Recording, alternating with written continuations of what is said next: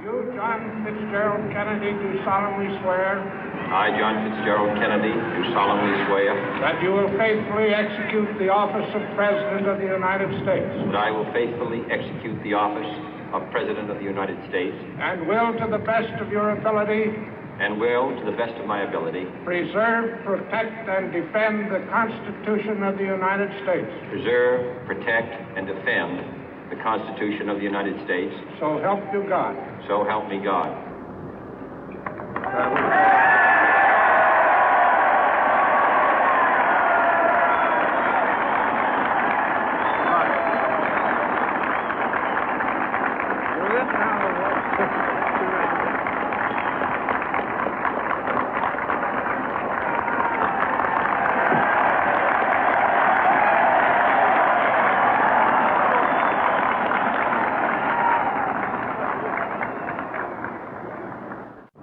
Vice President Johnson, Mr. Speaker, Mr. Chief Justice, President Eisenhower, Vice President Nixon, President Truman, Reverend clergy, fellow citizens.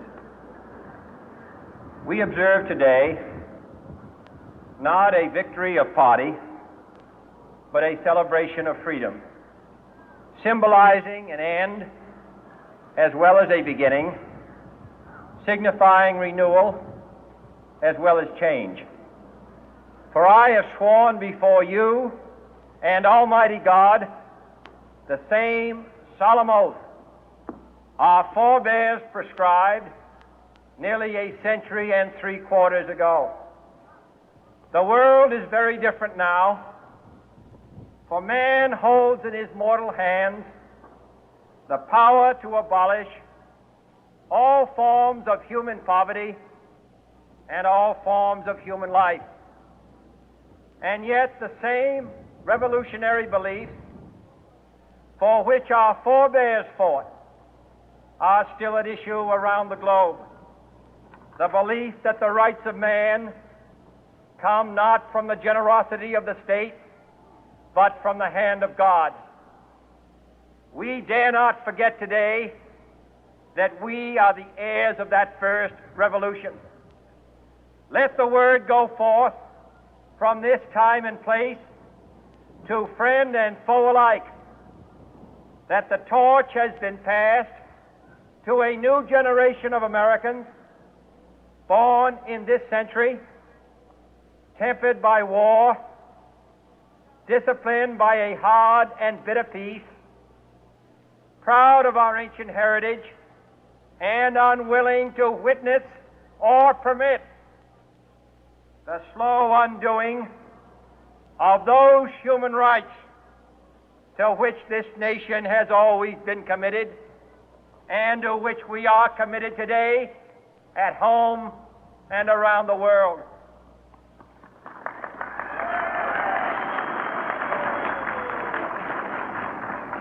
Let every nation know, whether it wishes us well or ill, that we shall pay any price, bear any burden, meet any hardship, support any friend, oppose any foe to assure the survival and the success of liberty.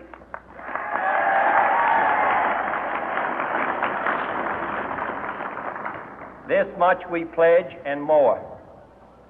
To those old allies whose cultural and spiritual origins we share, we pledge the loyalty of faithful friends. United, there is little we cannot do in a host of cooperative ventures.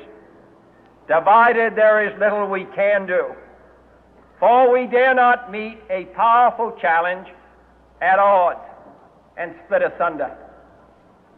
To those new states whom we welcome to the ranks of the free, we pledge our word that one form of colonial control shall not have passed away, merely to be replaced by a far more iron tyranny. We shall not always expect to find them supporting our view, but we shall always hope to find them strongly supporting their own freedom, and to remember that in the past, those who foolishly sought power by riding the back of the tiger ended up inside.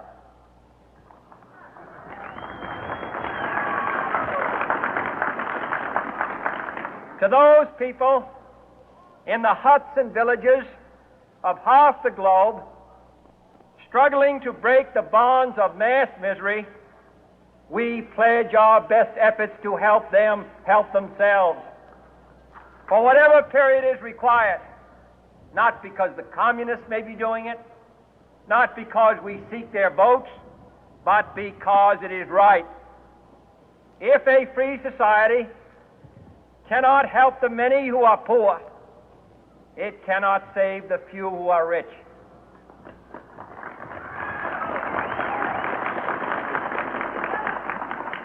To our sister republics south of our border, we offer a special pledge to convert our good words into good deeds, in a new alliance for progress, to assist free men and free governments in casting off the chains of poverty. But this peaceful revolution of hope cannot become the prey of hostile powers.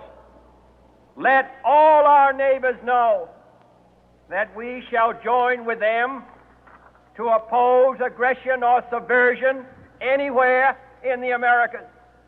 And let every other power know that this hemisphere intends to remain the master of its own house.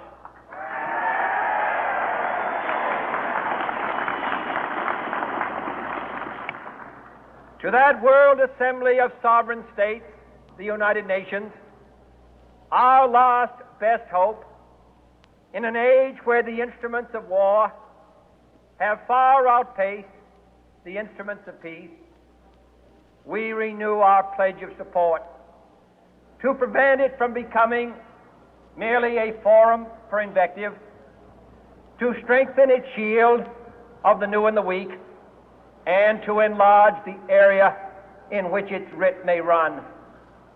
Finally, to those nations who would make themselves our adversary, we offer not a pledge, but a request that both sides begin anew the quest for peace. Before the dark powers of destruction, unleashed by science, engulf all humanity in planned or accidental self-destruction, we dare not tempt them with weakness, for only when our arms are sufficient beyond doubt can we be certain beyond doubt that they will never be employed. But neither can two great and powerful groups of nations take comfort from our present course, both sides overburdened by the cost of modern weapons, both rightly alarmed by the steady spread of the deadly atom, yet both racing to alter that uncertain balance of terror that stays the hand of mankind's final war. So let us begin anew, remembering on both sides that civility is not a sign of weakness, and sincerity is always subject to proof. Let us never negotiate out of fear, but let us never fear to negotiate.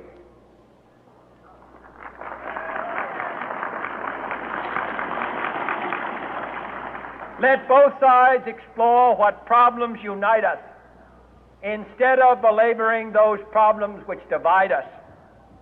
Let both sides, for the first time, formulate serious and precise proposals for the inspection and control of arms, and bring the absolute power to destroy other nations under the absolute control of all nations.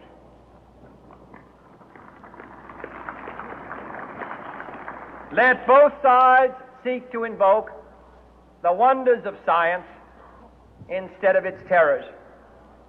Together, let us explore the stars, conquer the deserts, eradicate disease, tap the ocean depth, and encourage the arts and commerce. Let both sides unite to heed in all corners of the earth the command of Isaiah to undo the heavy burden and let the oppressed go free. And if a beachhead of cooperation may push back the jungle of suspicion, let both sides join in creating a new endeavor, not a new balance of power, but a new world of law, where the strong are just and the weak secure and the peace preserved. All this will not be finished in the first 100 days, nor will it be finished in the first 1,000 days, nor in the life of this administration, nor even perhaps in our lifetime on this planet. But let us begin.